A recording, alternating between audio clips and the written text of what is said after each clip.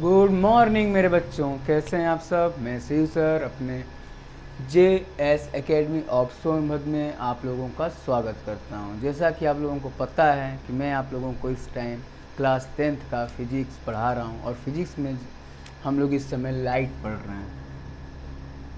क्या पढ़ रहे हैं? लाइट यानी प्रकाश।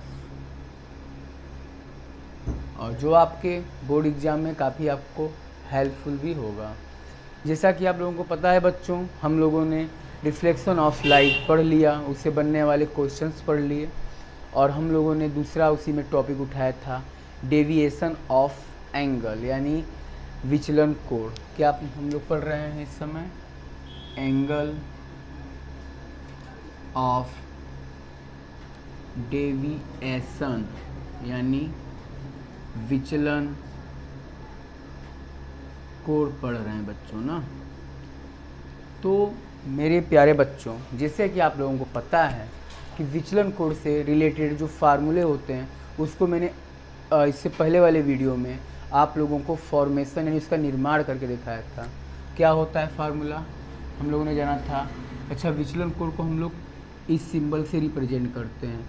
तो angle of deviation is equal to 180 minus 2i और दूसरा फार्मूला था angle of deviation is equal to 180 minus 2r।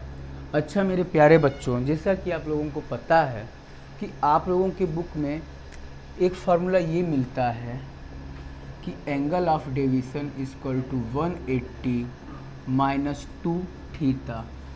तो बच्चों, ये जो थीटा दिया होता है आप लोगों के बुक में, तो थीटा का मतलब I और R से ही है। ये नहीं कि आपने थीटा देखा तो आप घबरा गए, यार सर ने तो I और R बताया था, ये थीटा कहाँ से आ गया। तो इसको देख के आपको नहीं घबराना है। थीटा का मतलब ही I या R होता है। चलिए कैसे क्वेश्चन बनेंगे एंगल ऑफ डेविएशन से, तो एक क्वेश्चन लिख के उसको समझते हैं। तो जैसे कि मैंने एक क्वेश्चन लिखा कि प्रकाश की एक किरण यानी रे ऑफ लाइट सतह के साथ 30 डिग्री का कोण बनाती हुई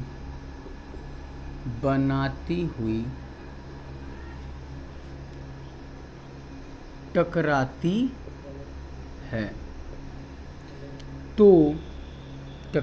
है। तो विचलन कोण ज्ञात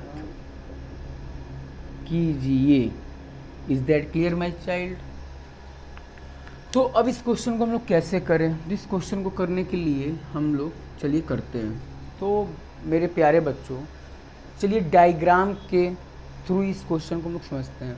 जैसा कि आप लोगों को पता है कि मैंने हमेशा डायग्राम में एक प्लेन मिरर जिसको मैं हॉरिजॉन्टल रखता हूँ, रख दिया मैंने। जो आने वाली किरण होती है जिसको हम लोग आपतित किरण या इंसिडेंट रे बोलते हैं, वो आई टकराई, फिर यहाँ से रिफ्लेक्ट होकर वापस चली गई। तो आने वाली किरण को हम लोग इंसिडेंट रे, रिफ्लेक्ट होकर जाने वाली किरण को रिफ्लेक्टेड रे कहते हैं। और इस पर मैंने एक लंब डाल दिया जिसको हम लोग नॉर्मल बोलते हैं। ठीक, ये जो एंगल होता है इस एंगल को हम लोग एंगल ऑफ इंसिडेंट और इस एंगल को एंगल ऑफ रिफ्लेक्ट बोलते हैं। यानी ये आपतन कोण होता है और ये क्या होता है? परावर्तन कोण होता है बच्चों। तो इसके इस साइड में जो ये एंगल होता है, इसी एंगल को हम लोग ग्लेसिक एंगल यानी झुका हुआ कोण बोलते थे। ठीक, अब देखिए ध्यानपूर्वक। तो आपके क्वेश्चन में क्या दिया है कि प्रकाश की एक किरण सतह के साथ 30 डिग्री का कोण बनाती है। इसने सतह बोला है, यानी इसने एंगल I या R नहीं बोला है ना। इसने एंगल I या R नहीं बोला है, बल्कि उसने सतह के साथ कोण बोला है। तो इसका मतलब उसने ग्लेसिक एंगल बोला है। तो मान लेते हैं चलिए कि यहाँ का ग्लेसिक एंगल यानी जो सतही कोण है वो 30 डिग्री है। तो आप लोगों को पता है कि एक सीधी रेखा पर जो लंबवत रेखा डाली जाएगी जब, ये जो सीधी रेखा होती है इस पे 180 डिग्री का कोण बनता है, ठीक। और जो लंब डाला जाता है इस पे, ये इस 180 डिग्री को दो भागों में भेज देते हैं, इधर 90 डिग्री होता है और 90 डिग्री इधर होता है। ये आप लोग मैथ में पढ़े हुए हैं कि जो ये हॉरिजॉन्टल लाइन होती है, इस पर जो मैं वर्टिकल लाइन डालता हूँ तो हॉरिजॉन्टल पर बनने वाला 180 डिग्री का कोण वर्टिकल परपेंडिकुलर लाइन डालने की वजह से 90 डिग्री में क्या होता है, बढ़ जाता है। तो उस तरीके से यहाँ पे ध्यान दीजिए आप लोग, देखिए टक टक टक टक टक टक टक टक, और ये देखिए, तो ये आप देख रहे हो कि क्या हो रहा है कि ये परपेंडिकुलर लाइन हो गया और ये हॉरिजॉन्टल लाइन हो गया। ये टोटल पूरा कितना कोण होगा, ये पूरा जो होगा 180 हो जाएगा, और इसमें से केवल इतना कितना होगा, 90 डिग्री होगा। यानी एक चीज़ पता चल रहा है बच्चों कि glancing angle plus angle of incident का जो योग होता है, जोड़ होता है, वो 180 के क्या होता है, बराबर होता है। बस ग्लेसिक एंगल दिया हुआ है 30 रख लीजिए, एंगल ऑफ इंसिडेंट ज्ञात कर लेंगे इससे हम लोग।